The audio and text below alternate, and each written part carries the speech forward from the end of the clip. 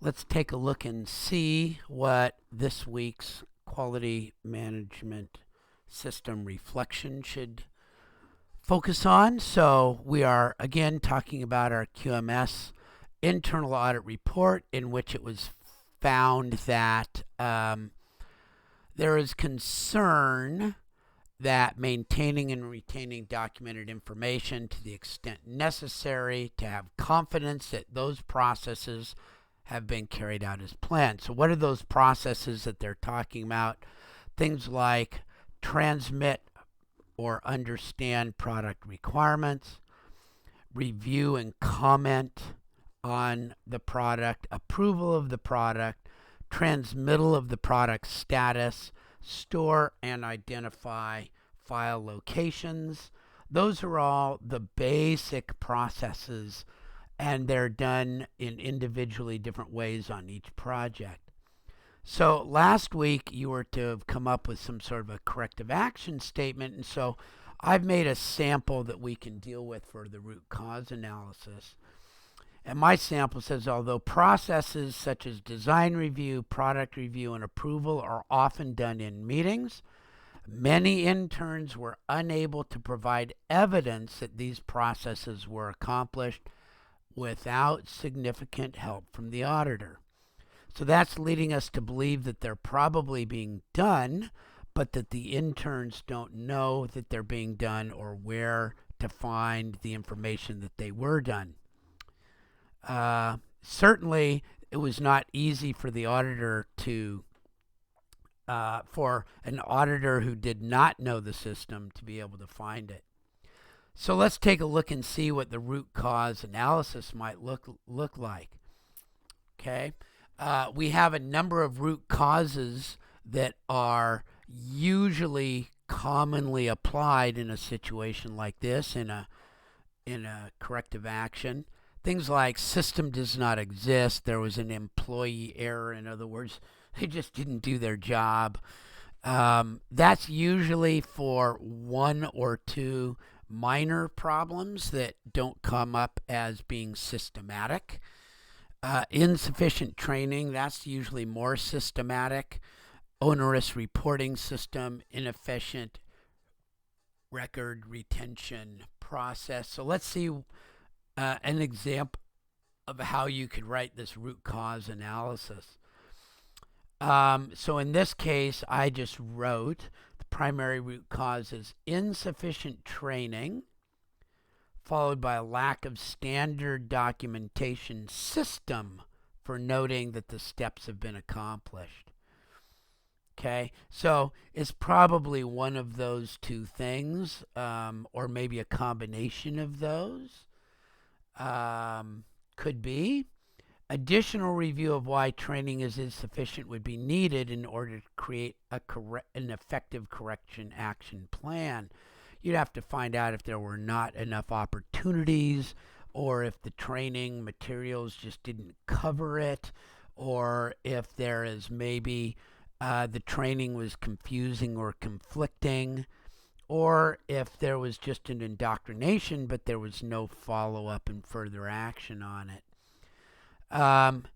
Now, because the auditor was able to find evidence in most cases, it appears that the systems are in place and available for use. And since some interns were able to provide evidence quickly and easily, it does not appear that the systems are onerous. So that's what one person might write. We're looking for you to supply your own corrective root cause analysis, and then next week you'll prepare a plan based on what you wrote here. Okay, so think this one through carefully. Figure out, really be sure that you understand which processes we're talking about.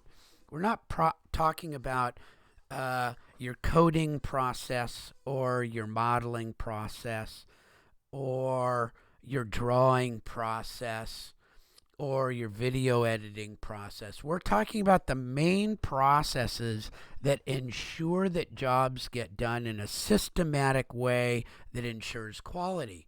And we've identified those as product requirements, review and comment, approval, storage, file locations, and transmittal. And those are the things that we've been talking about in the ISO 9001.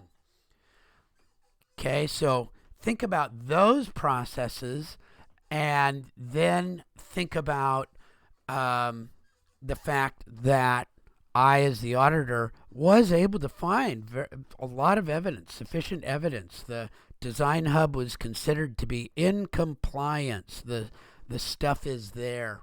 So the next question was, why was the evidence not just readily at hand when I'd ask a question? Why did we have to go looking versus just having that information provided to the auditor?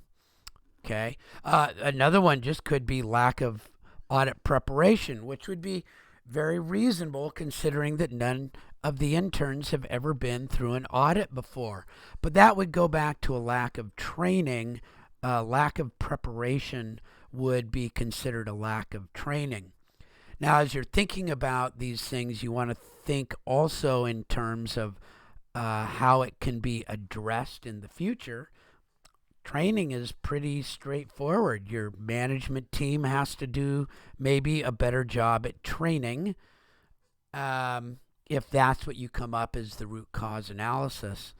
Or perhaps the training materials need to be more clear and tied more directly to what the audit is looking for so that the questions become very obvious.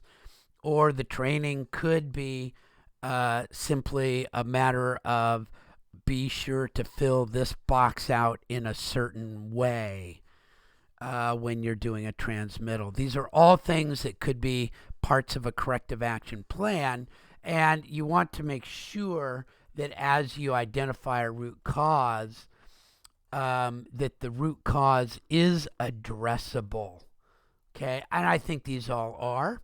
I think this is actually one of the more common places where companies and organizations actually get these suggested area for improvements. Note that it is not a deadly corrective action requirement, that there's a request. So that speaks very well for the design hub and for the interns. But of course, we want to always be doing continuous improvement and get better.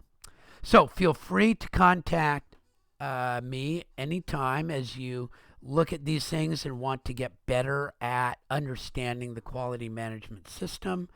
And I'll look forward to seeing this week in your quality blog, the quality reflection. I'll look forward to seeing how you've identified the root cause.